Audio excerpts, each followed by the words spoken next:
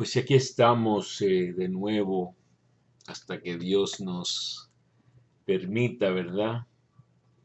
En estos días he estado yo bastante repasando toda mi vida, haciendo un balance, vamos a decir, ¿no? Los tiempos se prestan para eso, las muertes por el coronavirus, mi edad y mi estado de salud. Uno nunca sabe y el Señor mismo nos ha dicho, estad despiertos y vigilad, porque no sabéis ni el día ni la hora. Y yo sé que en Perú están celebrando al Señor de los Milagros. Los que vean esto en video ven una bella imagen del Señor de los Milagros que me regalaron en Lima en 2008. Es de la cofradía número 8, a la cual pertenece el hermano de una gran amiga peruana. Y yo conocí al Señor de los Milagros en una iglesia que yo iba o voy todavía, se puede decir.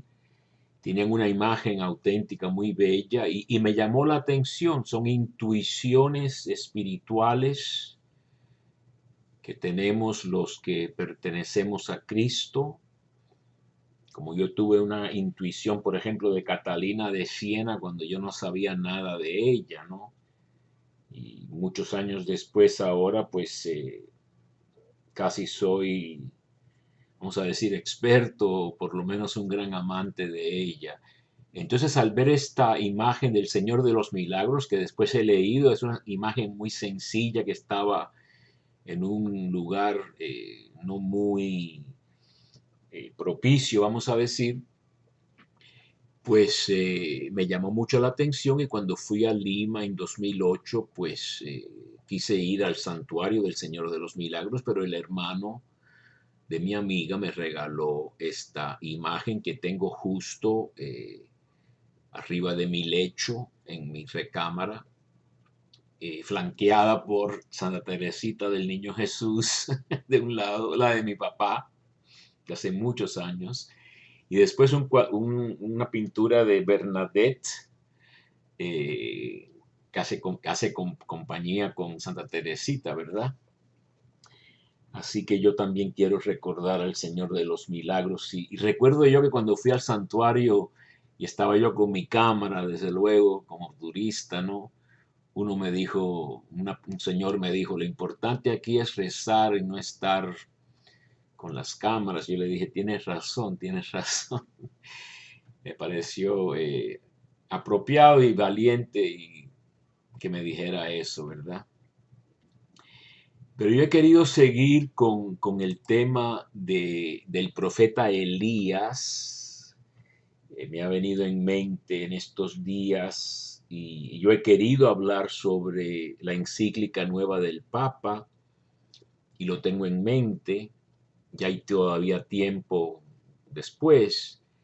Pero lo que más me llamó la atención de la encíclica del Papa cuando la leí por arriba es lo que dice acerca de los medios de comunicación, de la verdad, de la manipulación, de la distracción, de vivir en mundos apartes, donde predomina el odio, los insultos, etcétera, ¿verdad? Y entonces yo les estaba contando de mis recuerdos de México cuando el padre Gabriel Chico ofreció el curso de hebreo y lo que leímos fue sobre el profeta Elías. Y yo me identifico mucho con este profeta. Yo quisiera hablar de él. Es un profeta que se distingue, entre otras cosas, yo diría, ciertamente por la palabra de Dios, que la dice con fuego y sinceridad. Yo quería hablar de eso un poco hoy y seguir hablando de eso durante la semana, si Dios lo permite. y también lo relaciono con un programa que estaba viendo yo ayer que tiene que ver con la verdad. El profeta Elías es un profeta extraño, es un profeta sin antecedencia, no se sabe quién es su padre. En la Biblia normalmente dicen quién es el padre, hijo de tal o cual, ¿no? Él solo se aparece y después desaparece. A mí me tocó tomar un curso solo sobre el profeta Elías, el ciclo de Elías, que comienza en el primer libro de los Reyes, capítulo 17, dura varios capítulos, y después en el segundo libro de los Reyes, en el capítulo 2, cruza el Jordán y asciende al cielo en una carroza de fuego. Muy interesante. Y se esperaba su regreso para anunciar la venida del Mesías. Ustedes saben que Jesús en la cruz, cuando dice Elí, Elí, lama sabactaní, dicen, está llamando al profeta Elías. O los discípulos le preguntan, ¿no tiene que venir primero el profeta Elías? Y Jesús les responde que vino en la persona de Juan Bautista. Pero yo les decía ayer que este profeta me llama la atención porque era un hombre fogoso, está relacionado con el fuego, se lo vamos a ver en estos días, y asciende al cielo en una carroza de fuego, pero precisamente quizá por esa fogosidad se quema, valga no es un juego de palabras, ¿no? Se quemó. Es decir, se desanimó mucho, se deseó la muerte, hace un gran peregrinaje al Horeb, que es el nombre que se da a el monte Sinaí, y allí quiere encontrarse con Dios un poco como Moisés quiso encontrarse con Dios. Y resulta que Dios solo se le manifiesta de una manera muy silenciosa. Y aunque ha tenido esta gran experiencia de Dios, un poco la antítesis de la que tuvo Moisés, cuando en el Sinaí había fuego y trueno y espantoso, ¿no? Lo de Elías, lo que le toca a Elías es muy sencillo y casi pobre, vamos a decir, ¿no?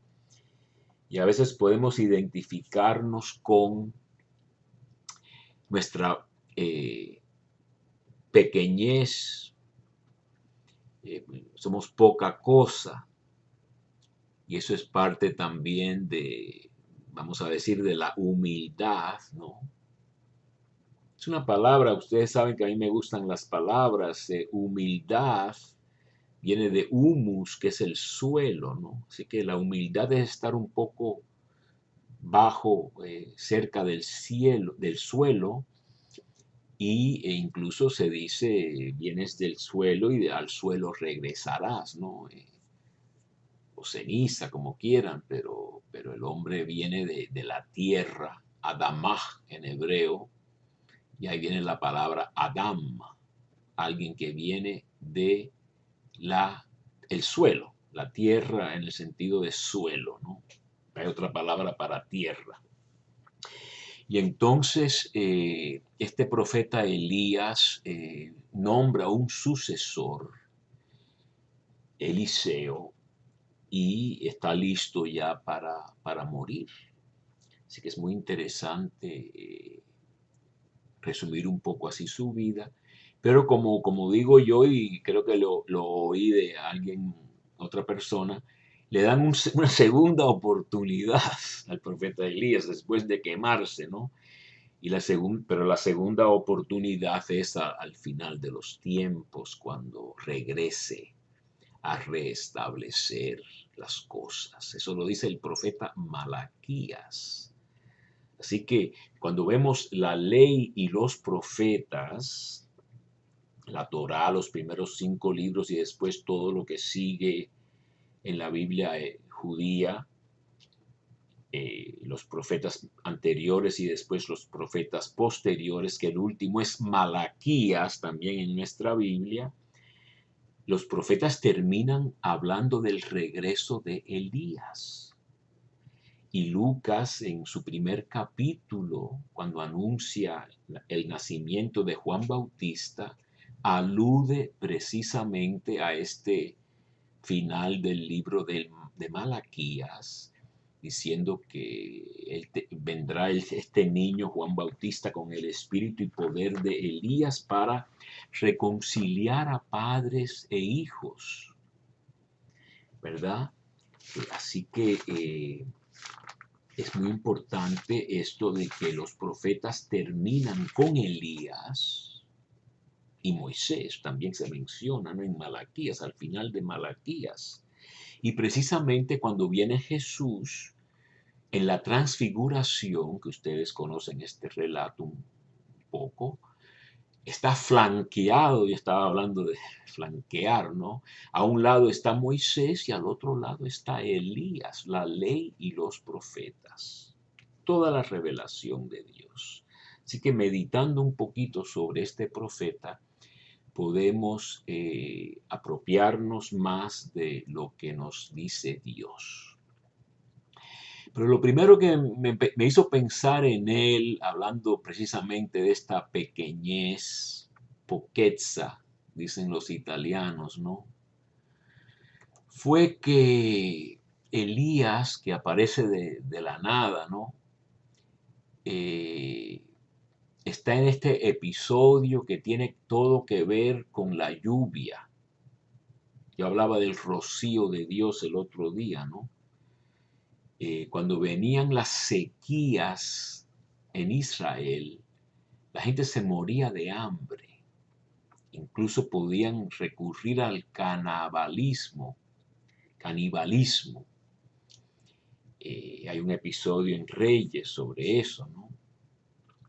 Entonces este profeta es enviado a fuera de la tierra de Israel. Por eso Jesús lo menciona en Nazaret y lo quieren tirar del monte, porque dice, el profeta Elías fue a una viuda de Sarepta extranjera y su sucesor Eliseo curó a un leproso sirio llamado Naamán.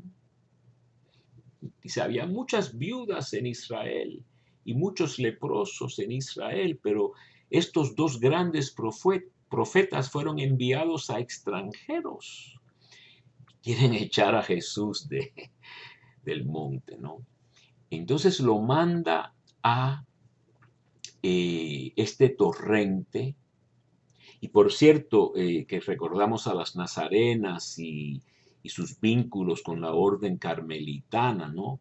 El profeta Elías tiene mucho que es el fundador de los carmelitas según alguna tradición, ¿no? Así que estamos un poco en la comunión de los santos aquí. Entonces se seca todo porque la palabra de Dios ha mandado una sequía con propósitos de salvación y de conversión, etcétera, ¿no?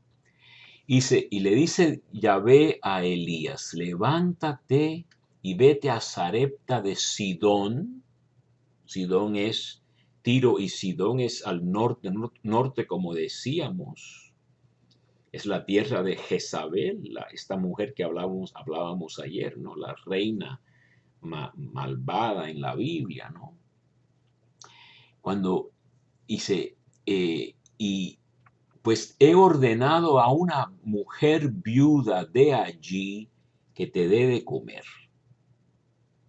Se levantó y se fue a Sarepta. Cuando entraba por la puerta de la ciudad, había allí una mujer viuda que recogía leña. La llamó Elías y dijo, tráeme por favor un poco de agua para mí en tu jarro, para que pueda beber. Cuando ella iba a traérsela, le gritó: tráeme por favor un bocado de pan en tu mano.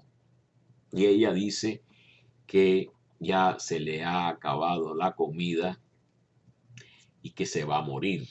Y con eso se me ha acabado el tiempo a mí, tendremos que seguir mañana.